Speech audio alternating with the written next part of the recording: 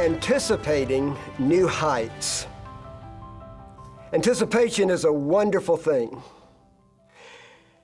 King David in Psalms 62 verse 5 made this declaration, "My soul, wait thou only upon God, for my expectation is from Him." If you have expectations in people, you can be discouraged and disappointed. If you have expectations in their abilities or their talents, you'll find that at some point in time we come to the end of ourselves and we can be disappointed. But if your expectation is in the Lord, you'll never be disappointed. Anticipation is looking forward to something with excitement, an excitement about that which is going to take place. Anticipation is based on hope. David, again in the Psalms, repeatedly said that his hope was in the Lord, and he challenged all of God's people to hope in God. Hope is anticipation. It's a truth that Elijah knew and knew very well. We talk about the miracles of Elijah and the miracles of Elisha. But I want to simply say that these are not the miracles of these two men. These are the miracles of God. And their expectation was always in God alone. In 1 Kings chapter 17, we read this account. The word of the Lord came unto Elisha, saying, "Get thee hence, and turn thee eastward, and hide thyself by the brook Cherith that is before Jordan. And it came to be that as thou shalt drink of the brook, I have commanded the ravens to feed thee there." Now watch verse 5. So he went and did according to the word of the Lord. What was his expectation? His expectation that God would do exactly what he said he was going to do. And in verse 6, the ravens brought him bread and flesh in the morning, and bread and flesh in the evening. And he drank of the brook. His expectation was fulfilled. Verse 7, it came to pass that after a while the brook dried up, because there had been no rain in the land. And the word of the Lord came and said, "Arise and get thee to Zarephath, which belongeth to Zidon, and dwell there. Behold, I've commanded a widow woman to sustain thee." And the very next phrase, so he arose and went to Zarephath. He is anticipating that God is going to do exactly what he said. His expectation is in God alone. And we know the story. When he arrived, the widow woman was there. And you remember the story that she had a cruse of oil, she had a little bit of meal, and she thought she was going to fix the last meal, and she and her son would die.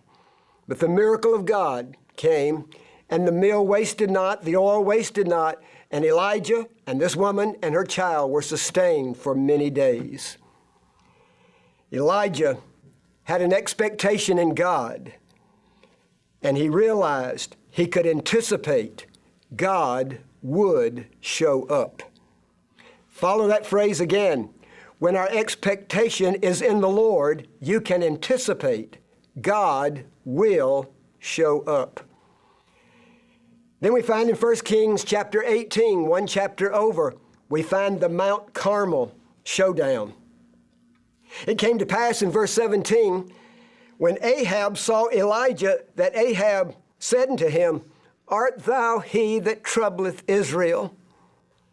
And he answered, "I've not troubled Israel, but thou and thy father's house, in that you have forsaken the commandments of the Lord and followed Baal.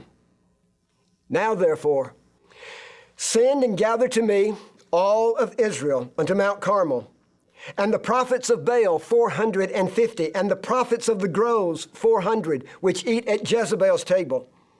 So Ahab sent unto all the children of Israel, and gathered the prophets together unto Mount Carmel.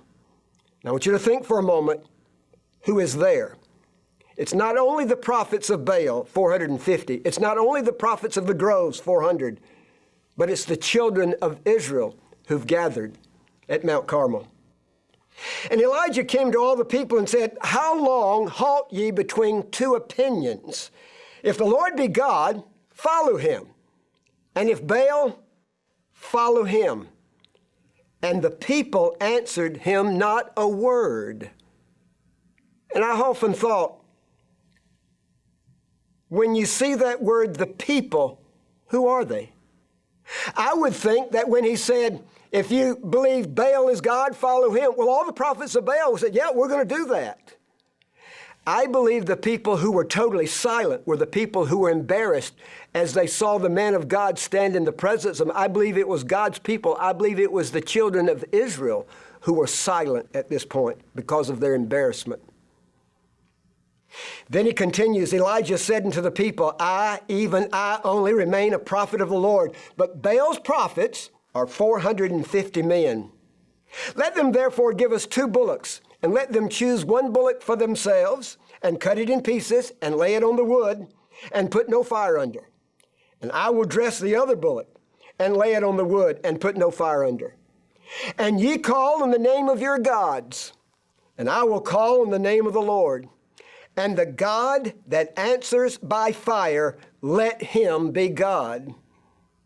And all the people answered and said, it is well spoken. And Elijah said unto the prophets of Baal, choose you 1 bullock for yourselves, and dress it first, for ye are many. And call on the name of your gods, but put no fire under. And they took the bullock which was given them, and they dressed it, and they called on the name of Baal from morning until noon, saying, O Baal, hear us. But there was no voice, nor any that answered. And I say, what did you expect? He is no God. He's a figment of your imagination. If your expectation is in Baal, you are going to be disappointed. Well, it came to pass at noon, Elijah began to mock them. Cry louder, for maybe he's talking to someone and he must be interrupted. Or maybe he's on a journey, maybe he's on vacation. Or maybe he sleeps and you need to talk louder so you can wake him up. And he mocked, and they cried, and they jumped on the altar, and then they began to cut themselves as their manner was, thinking perhaps he can see the sincerity that we have, and they bloodied themselves with their own blood. They cried aloud until the evening sacrifice, all day long. In verse 29, it came to pass when midday was past, and they prophesied until the time of the offering at the evening sacrifice, that there was neither voice nor answer nor any that regardeth. And then Elijah said to the people, come near unto me. And all the people came near to him, and he repaired the altar of the Lord that was broken down. And Elijah took 12 stones, according to the number of the tribes of the sons of Jacob, unto whom the word of the Lord came, saying, Israel shall be thy name. And with the stones he built the altar in the name of the Lord.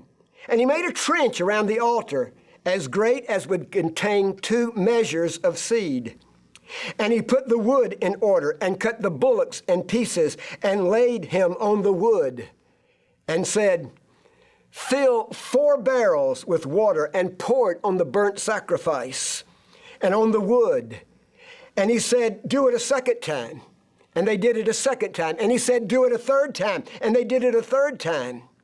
And the water ran around the altar, and he filled the trench also with water. And it came to pass at the time of the offering of the evening sacrifice that Elijah the prophet came near and said, Lord God of Abraham, Isaac, and of Israel, let it be known this day that thou art God in Israel, and that I am thy servant, and I've done all these things at thy word. Hear me, O Lord, hear me, that this people may know that thou art the Lord God, and that thou hast turned their hearts back again. Note, he's asking for 2 things. Number 1, glorify yourself. And number 2, turn the hearts of your people back to you again. At this point, what is Elijah expecting? Read on in verse 38. Then the fire of the Lord fell, consumed the burnt offering, and the wood, and the stones, and the dust, and licked up the water that was in the trench. Everything was obliterated. And when the people saw it, they fell on their faces and said, "The Lord, He is the God. The Lord, He is the God." When your expectation is in God, you can anticipate God will show up. David said, "My expectation is in God." And over again, God showed up in his life. Elijah knows the same truth.